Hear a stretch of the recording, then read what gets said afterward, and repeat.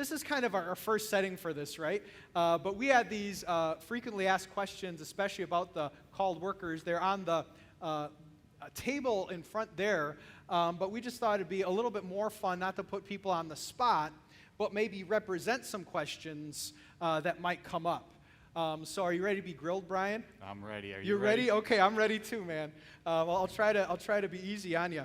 And so obviously, thank you for the time and just the work put into discussing our vision going forward. But will an additional pastor actually help us? And I guess why are we at that point? So there's a lot of stats out there.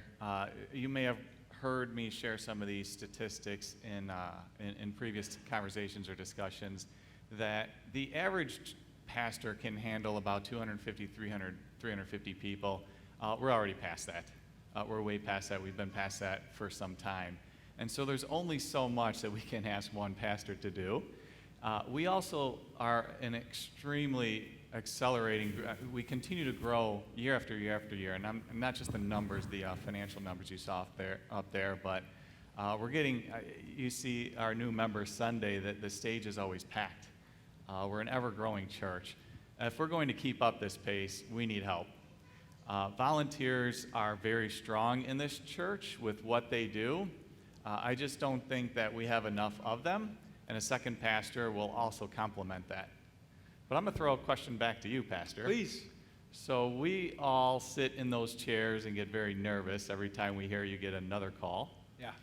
Is this a reactive position for us as a church that might give you a little bit more freedom to accept one of those positions, or are we really arming ourselves to strengthen ourselves as a church with you as our pastor in the future? That's really great.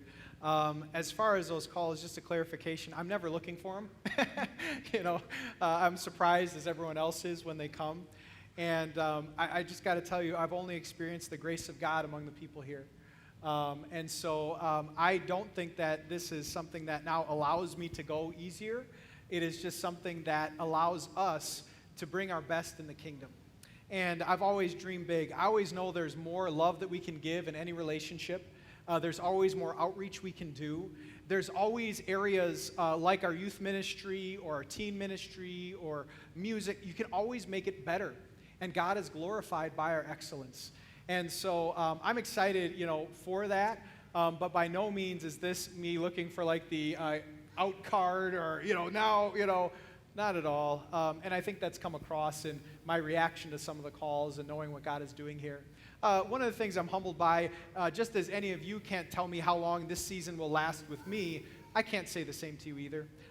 And so I can't control that. But no, it was not made for that to happen. And I just want to add a little bit to that response as well. As a leadership team, we're not looking to duplicate Pastor. We're looking for someone that will actually complement Pastor. We know that Pastor is a very sought-after man in the Synod, and he's got a lot of skills. And some of those skills he hasn't yet been able to tap into, his leadership skills, being more of a senior pastor. If we brought in a second pastor that will be able to complement him and take some things off of his plate, will expand his ability to reach farther and really tap into some of those skills that he hasn't yet been able to tap into because we've just got a lot of fires to put out. And you saw that list of things, the list of building blocks that we want to accomplish as a church. That's going to take a lot more help, and we're hoping that we can specifically hone in on some of the skill sets in the second pastor that they will bring to the table and hit the ground running from day one. Yeah, thank you. Something I want to address real quick is just talking about our brand. One of the cool teams we have going together is just refreshing our logo. One of the things we were forced to do online was to really have a presence among other people. And so we're saying with a logo that was created 10 years ago, can we just refresh that along with some of the others? And so we're excited about that. It's going to be an Amazing Love logo. But if anyone ever asks about our background, we know we are proud Lutherans. In fact, if you ever want questions on why we're proud of our synod, let us know. Even though in the refreshment it might just say Amazing Love. And so that's just an exciting thing that we're doing going forward, so that people, when they see us, hopefully we're being relevant in our community. Hopefully it'll be an engagement factor. But it's one of the things that I wanted to bring up just so people know how we're approaching it, that we are so glad to be who we are, but know that when we're forced online, that is yet another tool hopefully people will grab onto to finally see Jesus. So I see a question, though, in the corner, Brian. It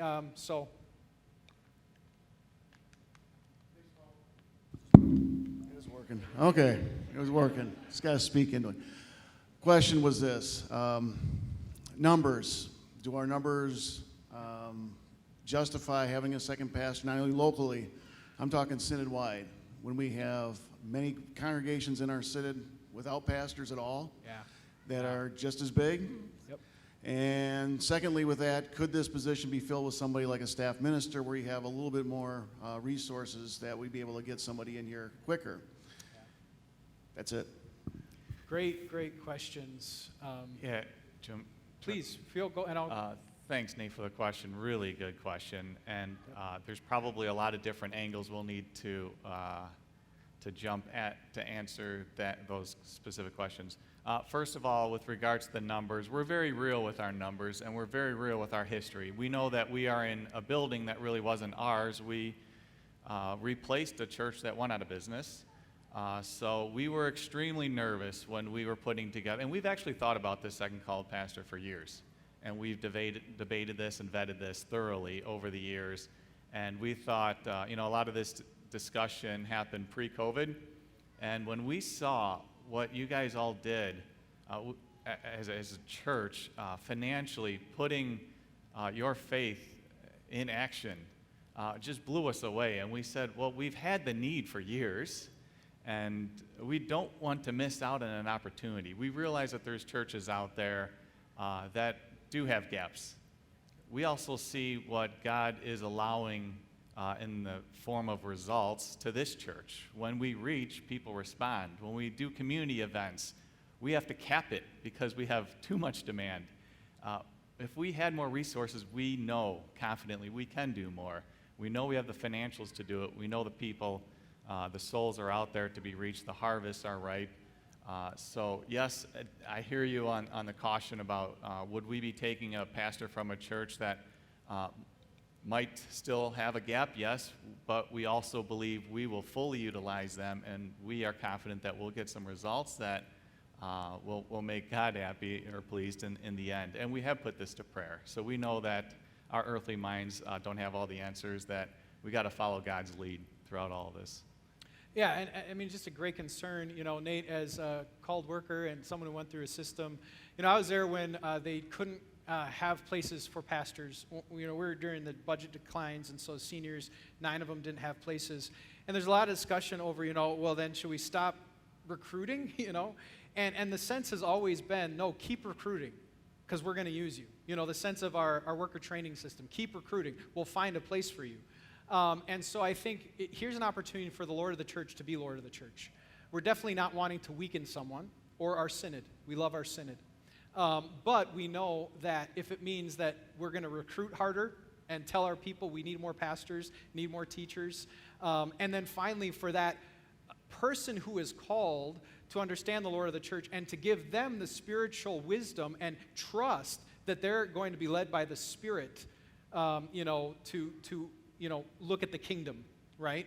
And we rely on that to happen as well. And maybe God's answer for a time might be, in the realm of many vacancies, that the answer is no for a while. But we're going to put that in the Lord's hands while still allowing recruitment to take place and bolstering that. Do you think it might be helpful to share a little bit about how the call process works in the Synod? Yeah, the call process is an amazing thing. I just love that we avoid politicking in the context of the local church. So I never apply myself Rather, it's reverse application where churches are applying for you. And that starts from seminary. The greatest thing you can go to is a call day service where you have all these people who've reached the end of their education and now are placed by God, like an Abraham moment, go and I will go with you, to many places. I didn't know much about Chicago. I didn't know that Portillo's existed. So you're placed, right, in an area, and you know that God's going to go with you. And then once you have a call, you then, and everyone approaches it the same. No one's in this for their own good. You, by the Spirit, say, I'm going to seek first the kingdom, right? And that's why you can never be mad at me when these things come. We got to seek first the kingdom and know that the other things fall into place. And that's what those people are going to do when a call comes, even though they're going to be surprised, like, what? Where's that? What? But we're going to allow God to use then the church. So it's reverse application so that the church will call its pastor rather than a pastor politicking to get into a church, which doesn't happen in our circles. And something I'm very thankful for, to be honest, when I look at other church bodies, not trying to look down or condescend, but sometimes the politicking that can go on in other circles gets kind of ugly, and I'm glad we don't do that. So as Pastor was describing, we can be very selective in who we pick so that we can truly complement Pastor. Yeah. So we're leaning towards someone that's experienced, that not someone that's at the end of their education, a newbie, but someone that is still young and youthful and vigorous at heart, but someone that is experienced, so that they can come in, hit the ground running. And we've got we've done a whole synopsis on what pastor skill sets are, where we believe that there's gaps in the church with future growth opportunities that we can really tap into with the second called pastor. So we're going to be looking for those specific skill sets that complement pastor, but also can deliver on those growth opportunities. I think, too, if I could jump off of that one, excited for, as we talk about teens, someone to just be specifically in that arena with Access Class. When we talk about marriage, someone to be, we had a great marriage refreshment a couple years back, someone to carry that on and continue the dialogue. When I consider groups, how I would have loved during COVID to create virtual groups, but we're busy with other online things or creating the movie or whatever. Man, there's just so much to do. And to the point of why not staff minister, something that really frees a pastor up is the weeks that he's not preaching. Something that really gets a lot of the eggs of energy is the sermon. Maybe you realize that when putting together this presentation, took some time. And sure. So that's always the bulk of what you do as a pastor. So when that's not happening, you're able to fly in a lot of different areas and make a lot of different areas really good that sometimes you're just getting to. We have another question. Please. I obviously come from a called worker family, and I very much support Martin Luther College and the seminary, prospective future pastors in the family.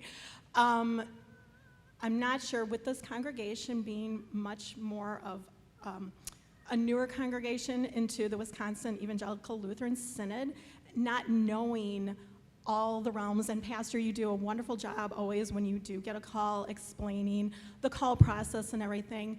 The staff minister program, again, is relatively in the newer stages at MLC, and sometimes that person that is going into the staff minister, he's looking for guidance as to, do I want to continue on to become a pastor, not just a staff minister, but become a pastor.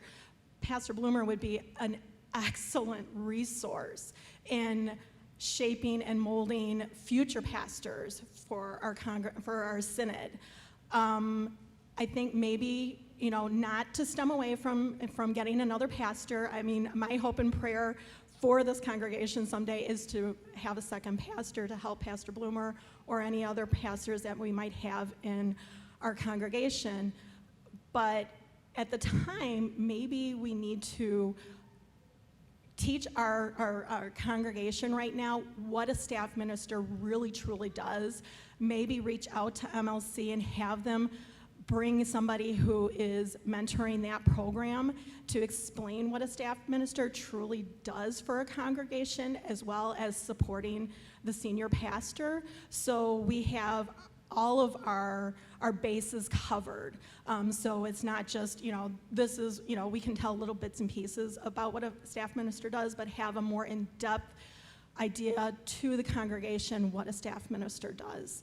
Also, a quick little plug for Wells Connection. I know you do Wells Connection on the emails and everything, but another thing that might help also is actually showing the Wells Connection during services for all of our members and everything, because I know sometimes they have done that. They have actually done like a little clip on staff ministers, and they're working with senior pastors and congregations too. So that way they can see how it's working and supporting other congregations throughout the country and world. So thank you. Ginger, there are so many great comments in there, and one of Agreed. them is just highlighting the work of our larger church body. I feel like we can never do that enough. We had the Vietnam push. We had Wells representatives come this year. Feel free also on our table are meditations and Forward in Christ, and we just love that perspective. And what you brought up reminded me of a dialogue that we had, because we had considered not staff minister, but we'd considered vicar. And so, Brian, I don't know if you want to kind of catch up on that dialogue a little bit, just because it's such a great, and I love the future pastors. I think I see one in the congregation here today, God willing, right? And he goes with you, by the way. So glad to have you. But Brian, do you want to just refresh us kind of what we were thinking at that time, or Sure. kind of some of that dialogue? Yeah, thanks for the question, Ginger, and fantastic insight as well with the, so as a leadership team, we wanted to make sure that when we made a decision, that the decision, while it's not permanent, it's sustainable, and it's a little bit longer lasting than something in the near term. And so we thought long and hard about a vicar. And our caution there was that a vicar could be in and out. And while we would ask for yet a whole new echelon of work from pastor to train and develop, that investment could be in the church synod, but not in our church. And we thought if we're going to do that laundry list of things that we've had on the docket for a while, it was going to take a lot more time than just a short period of time that we get in a vicar. So we did want to make sure that we were intentional with our call, that it was a more permanent role that would be crossover years, so that we could deliver on the goals that we had set out. Yeah, and I think not to make a dichotomy of bad and good. Have you ever realized in life there are good and good? And so that was something that we just said, there's an alternative good in this. And then just the other, the preaching aspect. We kind of decided that someone who is ready to preach on Sunday as well would allow other activity to go on. Yeah, and we've thought about, back to that preaching part, that it might not just be on Sunday, that there's a whole teen ministry, a new teen idea that's starting up, that I shouldn't say starting up, just being rejuvenated now. And maybe there's an opportunity to do a separate service where that pastor could lead a teen service on a Saturday or a Monday or something like that. That would really spark the skill set that we have in our teens. Well, we're getting close to time, but I know there was an online question, David. Yeah, the question was from Josh Pratt. You've touched on it a little bit, but just regard to the duties of the second called worker. Yeah. Yep. Do you want, or should I? Yeah, go ahead. Absolutely. And so we've covered it a little bit, but to flesh it out more, again, taking over our confirmation or access class, working with our teens, working with basically the in-reach side of the Great Commission, which is teaching everything.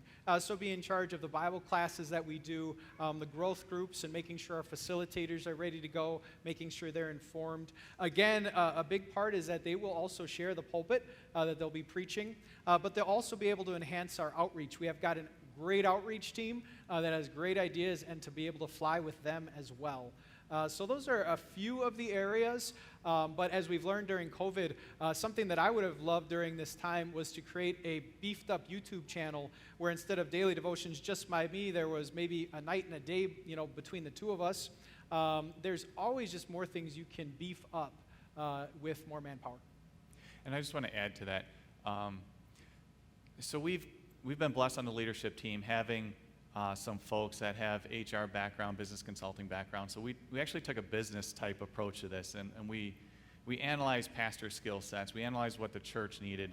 So as I mentioned before, we can be very intentional with our call. As I say that, I also want to add that we also don't have all the answers. And if God leads us in a different direction, we have flexibility to evolve with that to make sure that the person that comes in will be able to deliver on the hopes and dreams of this church to continue to grow and fulfill our mission. Which reminds me, I'm going to put you on the hot spot. Okay, money. How realistic, if things just stay current, will this person be able to stay? And I guess, what do we need from the congregation? We haven't touched that a little bit. Yeah, great question. Is there a phone a friend option on this question? So money, the finances. As I mentioned before, we replaced a failing church. So we are also very cautious about where the funds of the church are coming from. The church that was here before us had some very big givers, and just a few of them. We have some of those similar nuances where we had some heavy givers leave the church, and yet you saw the numbers that I just shared, the $300,000 amount, 16% growth over last year. Remarkable. When I put the $275,000 budget, I've done the numbers of the church. I was treasurer for years. I knew it was an extreme stretch, and yet not only did you deliver, you surpassed that 275 mark. You said it in your sermon. God is good, and when we are wrestling with God, you see the goodness come out in that. We do need resources. I'll just be completely honest with you, that this church only survives from offerings. But you've also shown that the offerings are not something that you put as an idol in front of God, that you move forward, you step forward with your faith. We also I didn't share the budget for next year. We put another stretch budget out there, and that's over the $300,000 mark. So that is going to be a stretch for us as a church. But as I say that, I also want to remind you the $200,000 cash we have sitting in the bank account, and we've had sitting for years and years and years, and we haven't done anything with it. And I think we as a church need to move on that now. We need to invest in that. We need to utilize that for the good of God. We don't want to just get to heaven and say, we couldn't do anything with it. Here you go, God. It's yours again. We don't need your money. God doesn't need your money. But we do use the resources that you do give us, making decisions that we think can further his kingdom. And it's your church at the end of the day. So this is why we have this open forum. This is why we throw our vision out there. This is why we share our budget with you. We're extremely transparent. We need your input. We need your support. At the end of the day, it is your church. It's your offerings that goes towards all the good that we're hoping to accomplish in this church.